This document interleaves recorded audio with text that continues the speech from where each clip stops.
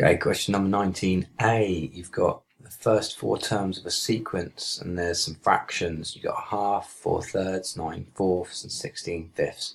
Find the nth term of this sequence. Now it looks pretty tricky. It's only 2 marks though, so it's fairly rare to get fractions as part of your sequences questions.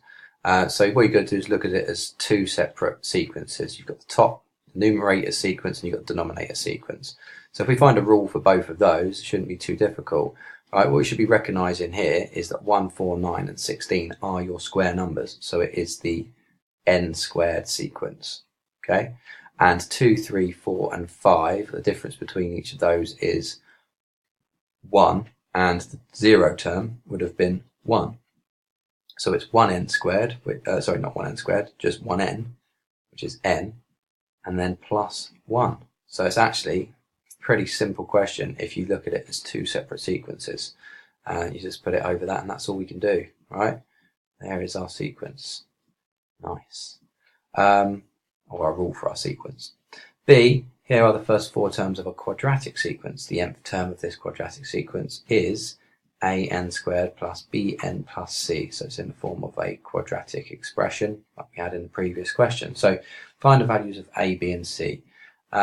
Basically, the method that you'd want to employ to do this is I'm going to write out 2 and 12 and 28 and 50. Now again, you've got a calculator to work out the difference between each of these terms, but that's 10, and then the difference between 12 and 28 is 16, and the difference between 28 and 50 is 22. So what you can see here is that the first difference is not equal. Refer to that as the first difference. So we're going to have to look for the second difference. Now the second difference is going to be equal. You've got 6 and 6. Now the method that I like to use is thinking of this number or finding this number and then halving that number and sticking it next to n squared. So you're going to get 3n squared. Now that is the value of a. 3 is the value of a. Alright, let's put that there for now and hopefully the rest of it will fall into place. Now the next bit, to find the next part of the sequence, what we have to do is work out some more sequences basically. So use the 3n squared sequence and find the difference between the 3n squared sequence and the original sequence. So I'm going to write the 3n squared sequence above. So n squared would be 1 squared. Remember, n represents the term number. So 1 squared is 1, 3 times 1 is 3. So I'm going to write that there. 2 squared, so the next term number would be 2, so substitute the 2 in. 2 squared is 4, and 4 times 3 is 12. Okay. Then you're going to do 3 times 3, which is 9, and then times that by 3, which is 27.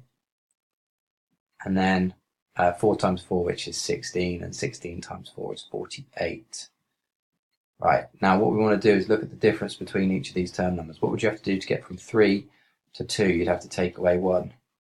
Okay, what would you have to do to get from 12 to 12? You'd have to do nothing. What would you have to do to get from 27 to 28? Well, you'd have to add 1. Okay, and then what would you have to do to get from 48 to 50? You'd have to add 2. So we've got another sequence here. You can see the sequence is -1, 0, 1, and 2.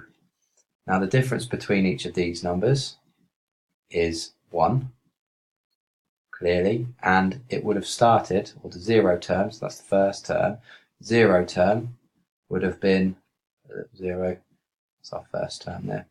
0 term would have been another 1 less, so -2. Now this is just a simple nth term question, nth term rule.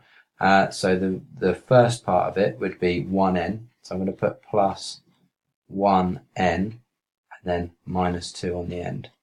I've only put the 1 in there because it's asking for the value of b, and b would be 1 and c would be -2. This method would always work for a quadratic sequence.